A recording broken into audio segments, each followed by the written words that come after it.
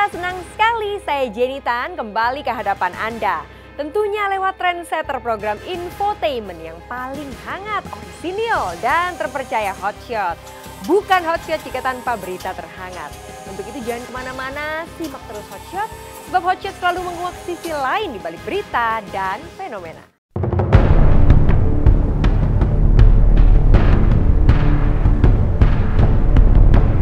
Teka-teki kasus pembunuhan Wayan Mirna Salihin pekan ini seolah kian bergelut dengan misteri pelik.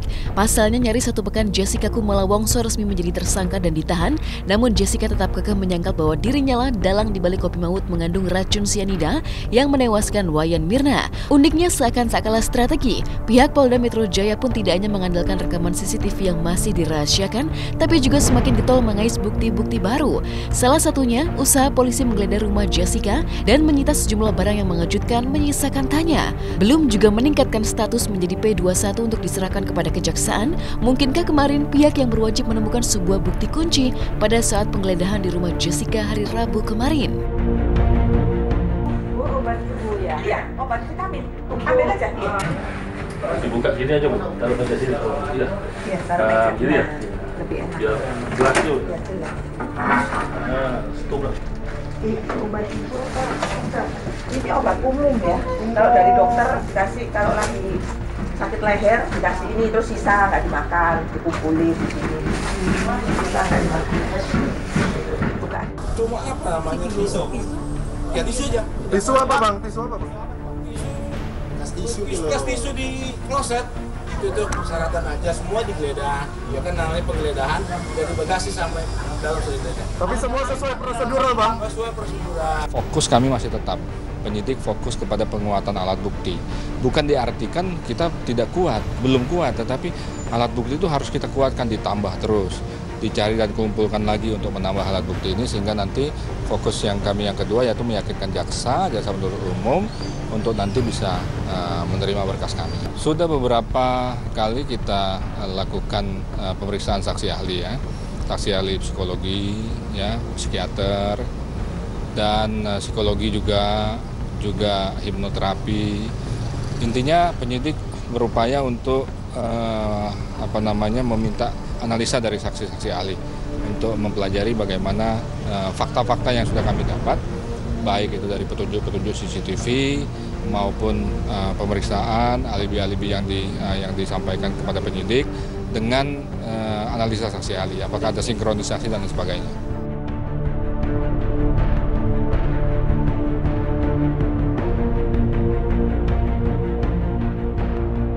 Ya, nyaris 1 bulan kematian Mirna Salihin menggegerkan publik, tapi hingga kini status Jessica yang telah ditetapkan sebagai tersangka belum juga mendulang status P21 alias belum memiliki berkas dan bukti-bukti yang lengkap untuk diajukan ke pihak kejaksaan. Tak pelak, keluarga almarhumah Mirna terutama Edi Darmawan Salihin sang ayah kini dibuat gelisah.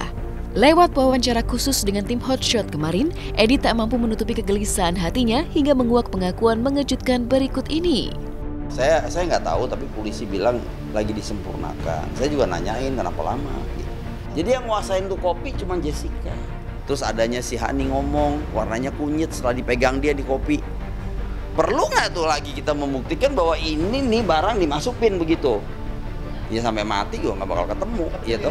Yang saya menjadi yakin dan pasti, karena waktu saya rekonstruksi dengan Pak Dirum ya, yang sangat terkenal hebatnya itu Pak Krisna Mukti, itu berwarna kunyit, yang kuning deh. Itu mengandung sianida. Jadi waktu datang warna hitam, di tangan dia dalam waktu 50 menitan itu sudah jadi kuning. Kita tes sama hasilnya, persis 40 sekian menit terlihat, oh kuning. Langsung kita yakin, tapi kan itu nanti di pengadilan juga, tentu hakim dan Pak Jaksa yang akan menentukan seperti itu.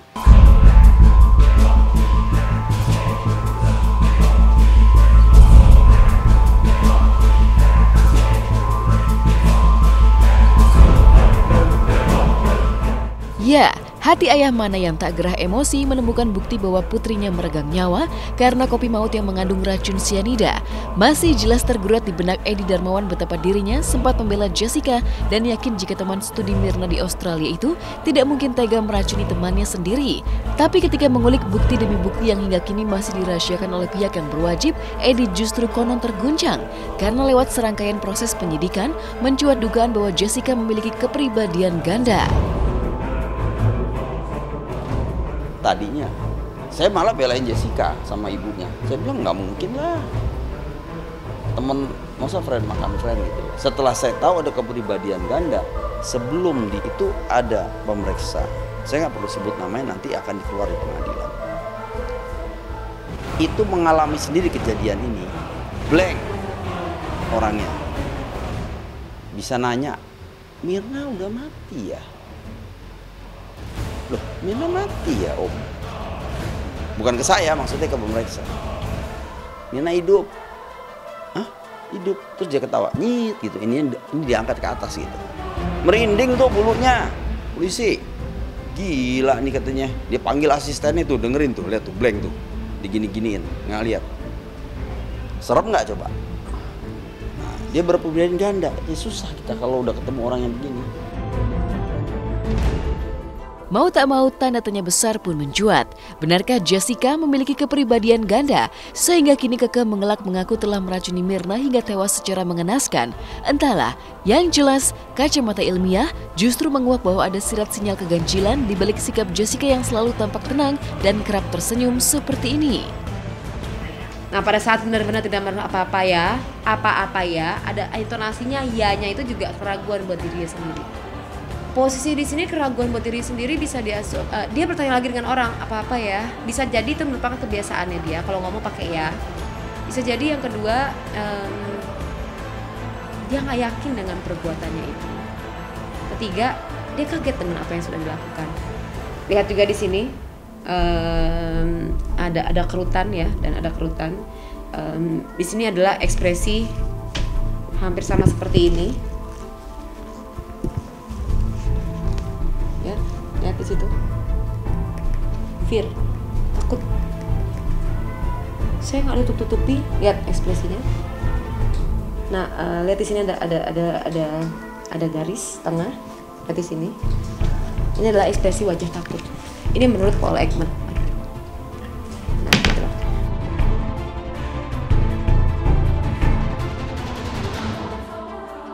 Mungkinkah Jessica benar-benar memiliki kepribadian ganda? Butuh waktu untuk membuktikannya. Yang pasti, kini pihak yang berwajib semakin berderap mengumpulkan segepok bukti hingga bekerja sama dengan pihak kepolisian Australia, tempat Jessica dan Mirna dulu menempuh studi. Ada apa gerangan? Mengapa pihak polisi bersusah payah mengumpulkan bukti hingga ke Australia? Uniknya belum terjawab teka-teki ini, Edi Darmawan ayah Mirna mengutas keyakinan bahwa dirinya masih mengantongi 6 peluru pamungkas untuk mendapatkan keadilan bagi Mirna sang putri. Apa sajakah ke-6 bukti pamungkas yang masih dirahasiakan ayah Mirna tersebut? Nanti dari polisi dan federal Australia ya saya nggak tahu lagi, karena itu barang di pixelnya digedein gitu, saya nggak lihat. Maksudnya peluru, saya bilang nih ada 8, ya udah dipakai 2, kan saya mesti siap-siap dong, daripada nanti saya kalah kan malu. Saya udah maparin begini-begini kayak layaknya seorang profesional, padahal saya orang biasa. Bisa begitu ya karena mungkin semangat saya besar untuk membela anak, itu aja.